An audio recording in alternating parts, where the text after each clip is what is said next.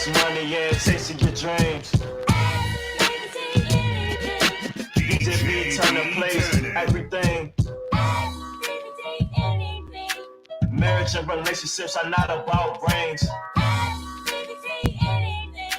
Trying to raise a family is so insane.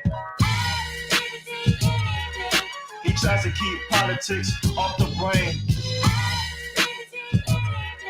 But sitting in the questions, he might just scream. Business and entrepreneurship is his thing. There is society, then there is reality. That's my dad. That's my daddy. Welcome. I am BBT, and you can ask me anything. How y'all doing? Happy Tuesday. Hope you're having a great day. Me? I'm doing pretty good. I realized that to win the day, you know what that means for me? Obviously, I got to do all the things that I want to do, but I got to start the day with a prayer, and I got to end it with meditation, and I mix in a little bit of yoga. If I do that, and I add in the other pieces, I'm going to win the day. And I think that you got to figure out what your routine is. I know for me, I got to make sure that I always get thanks. I'm always in the moment. And also got to make sure that I always take care of my body. I do go to the gym, but I got to get that stretching in before the night is over. Getting a little older, and I got to make sure I take care of myself. But anyway, let's jump right into it. I want to go over some tweets of the day. The first tweet, Elon Musk says this is the battle for future of civilization. If free speech is lost, even in America, tyranny is all that lies ahead. So right now, Elon is fighting with Apple. Apparently, Apple is talking about taking Twitter off their app store. And so in turn, Elon mentioned that he might have to come up with a Tesla or a Twitter phone. I don't know if it'll be Tesla phone or Twitter phone, but yeah, things are heating up. I think that free speech is definitely on the attack from so many different directions, and we got to make sure that we keep it. That's our amendment right, and I think that it spans on to social platforms, and Twitter is one of the most powerful ones. So watch that closely. Next tweet. Look at Ye looking pretty presidential. Now, I love that jacket. I definitely would rock that jacket, but it said America never looked so good. Ye 24. Yeah, I'm going to do a video, Ye talking after he left the church.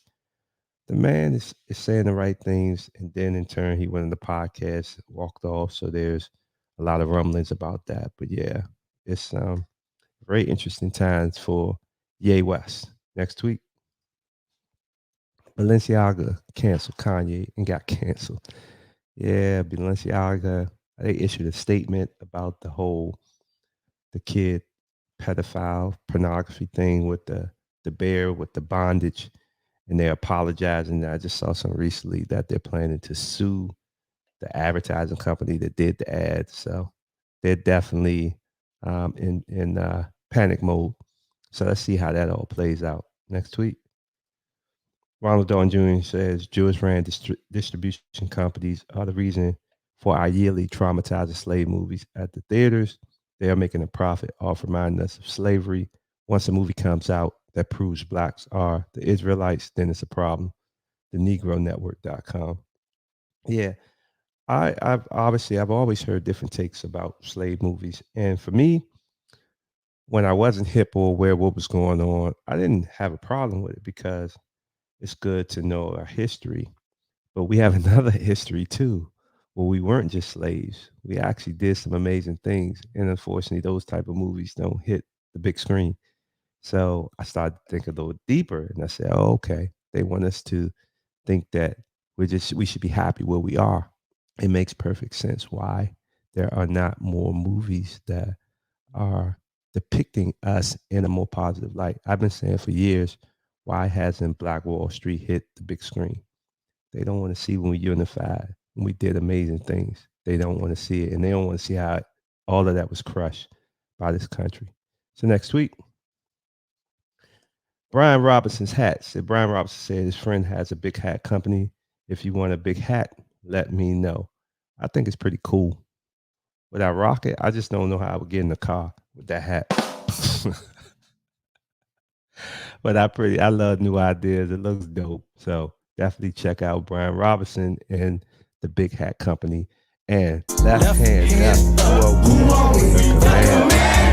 hopefully we get this W next week against the Giants. And then if we do that, I think we're definitely going to make the playoffs. Next tweet, Liz Willis says, can we take a moment and thank Elon Musk for ridding Twitter of child pornography and child trafficking hashtags? Of all the battles he's fighting, this is the most important. Think about how many little children he's saving from sexual abuse, exploitation, and torture. I could cry. The Elon Musk says this will forever be our top priority. Give it up for the tweets of the day. Tweet.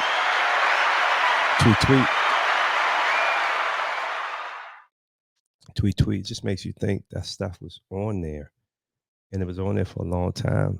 And yeah, I applaud Elon for ridding the world of that crap.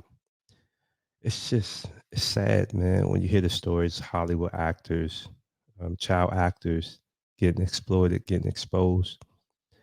And this has been going on for a very long time. So I don't even like talking about it, but I think that we have to, because we got to rid the world of these evil people, companies, organizations that really promote and benefit and profit off of this. So we got to protect the children. So anyway, let's jump right into this video. I want to react to this video. I think this young lady did a fantastic job just talking about Jeff Bezos' ugly prediction of the 2023 recession. So I'm going to play this and I'm going to give my reaction. This is for fair use purposes. Think the economy hasn't gotten bad enough? Well, think again. Right now, it looks like someone has nuked the world of finances. The last few months have seen some of the biggest losses in history. Debt is at record highs. Businesses can't afford rent, and bankruptcy is on the rise. Many economists have stopped saying a recession is coming. Instead, they're saying it's already hitting hard. Even Amazon's Jeff Bezos is sounding the alarm, saying Americans should prepare for the worst. But the narrative isn't the same in politics, with some world leaders acting like everything is just fine, which potentially risks the financial safety of their citizens. Long story short, the news is not good for the global financial system, and I know we've been hearing that a lot lately, but in order for us to be educated enough about how bad things might be in the future, we do need to look at the numbers and see what they are saying right now. So, are we in a recession, or is a recession coming, and how bad will it be? Well, let's have a look at the numbers and try to work this out together. Over the past year, over $46 trillion, that's a trillion with a T, has been lost from stock and bond markets around the world. This is a huge number, but especially massive when you compare it to the total losses of the 2007 to 2008 global financial crisis, the GFC. During the GFC, around $2 trillion was lost over a similar one-year period, meaning what's happening now is around 20 times worse, even adjusting for inflation. Next, Americans are currently in a record amount of debt. The gross national debt just crossed $31 trillion for the first time, and with credit card rates at record highs, fewer people can afford to pay back their loans, meaning delinquency and personal bankruptcy is already on the rise. When it comes to debt, possibly the scariest statistic is around mortgages. Wells Fargo just announced that new mortgages are down 90% in total, illustrating just how unaffordable it's become for most people to own a home. And for people who already have a mortgage, defaults are rising around the world, something being seen in Australia, the UK, Iceland, the US, and everywhere in between. Lastly, all this economic chaos is causing people to dip into their savings in a big way. As recently, the personal savings rate in the US hit a level of 3.1%, which is the second lowest it's been in recorded history. Think that's everything? Nope, definitely not, as the economic chaos continues into the business world. But wait, there's more. Right now, over a third of small to medium businesses in the US can't afford to pay their rent, with 37% of SMBs becoming delinquent in October. In Canada, that number is even higher, at over 40%. The industry suffering the most is the restaurant business, with nearly half of food service businesses unable to make rent last month. But the economy isn't just hammering small businesses, it's hitting the big guys as well. Amazon just made history for being the first company to ever lose $1 trillion in value, meaning that up to 10,000 people could be laid off from the company this week alone. The Zuck has personally lost around $100 billion of his own money, with Meta already laying off 11,000 people, or about 13% of its workforce. About the same percentage of Stripe's employees are already gone as well, whereas new owner Elon has just fired 50% of its staff, also saying the company could possibly go bankrupt if it doesn't get more cash. So obviously this looks really bad for individuals as well as companies. However, some politicians would like you to believe that you shouldn't be too worried, and I'll talk about that in a moment. So yeah, I want to stop it there. Yeah, I've been talking about the fact that I think there's something big is coming, financial collapse. It just doesn't add up. And once again, I go back to COVID. I go back to people out of work. Businesses are failing. Pretty much the only people that were open were Walmart, Amazon, Targets. A lot of the mom and pops went under. Yeah, the stimulus came. A lot of people got bailed out. A lot of people started their businesses. There was an influx of money that got pumped into the economy. A lot of that money went in and out of crypto. Crypto went up. A lot of people made a lot of money. Crypto went down. The housing markets continue to rise. I mean, it's crazy out here in Florida.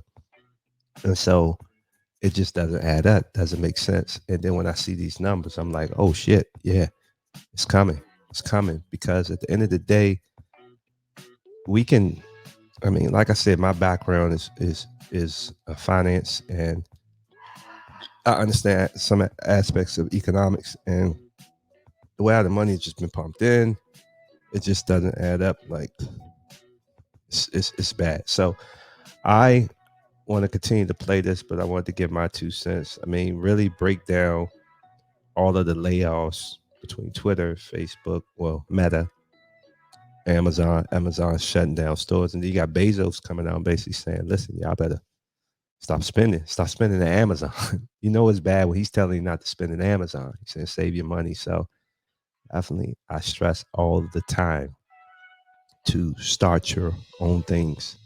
Start your own things. Keep your job, but start your own things. You got to learn how to make money for yourselves, because this isn't even touching on the fact of AI, robots, and the fact that a lot of your positions are going to be wiped out. Don't let them reduce the size of government. That's going to make things even worse. So yeah, I definitely think the financial collapse is coming, but I'm going to let her keep going. And this is where I have the biggest problem with this whole story. And it's the fact that instead of preparing their people for a serious recession, many politicians are acting like things are just not so bad, likely so that even in a small part, they don't have to take the blame for it. Most economists agree that we are in a recession, or at least very close to one that's likely only going to get worse as we go into 2023. And despite how bad things are already, the IMF just warned that the worst is yet to come. Yeah, I was going to say, with Biden, every time I hear him talk, he makes it sound like the economy is doing so great. And so this obviously is telling you a different story. So let me let it keep going. Jeff Bezos believes it's time to batten down the hatches. And even though his business relies on people consuming as much as possible, he's even advised people to hold off on larger purchases so that they can save money in the event they need it in a future looming recession. Most CEOs seem to share Bezos' statement. And according to NPR, they were hard-pressed to find even one who isn't bracing for a recession. So basically, everyone thinks things are going to get worse. That is, except for many in politics. Just a week ago, US President Joe Biden said that the US isn't anywhere near a recession right now, despite the fact that traditionally, a recession is 2 consecutive quarters with no economic growth, exactly like what the US has just experienced. Other world leaders seem to not be reading the signs either. The UK's new PM, Rishi Sunak, has suggested that the UK's economy is stable, despite the fact it almost completely collapsed just a few weeks ago, with British markets losing almost $500 billion not long before that. Obviously, this is a glaring problem in politics. Instead of just telling the people the damn truth about what's going on so that citizens can prepare, it's all just one big drama show, one where we are seldom told the seriousness of situations like this. So here's the big question. If we are in a recession and things are going to get worse in 2023, how bad could it actually get? Nobody can predict whether a recession will continue or whether or not it'll get worse. However, we can predict some of the outcomes if the world's economy continues to shrink or stagnate. Firstly, jobs will continue to be cut, and employees with the least value to any company will usually be the ones to go first. Obviously, this leads to general rise in unemployment, as well as a small overall rise in poverty. With less money floating around in the economy, consumer spending will drop, leading to businesses having less income overall. This will result in lower overall manufacturing and a shrinking of a nation's GDP. And technically, this is not all bad news. As interest rates rise and inflation drops, the price of goods and services will tend to decrease, meaning some of the price hikes we've seen over the previous 2 years will likely eventually. Yeah, I mean, prices will decrease, but if you ain't got no money, you ain't got no job, how you gonna pay for stuff? Anyway.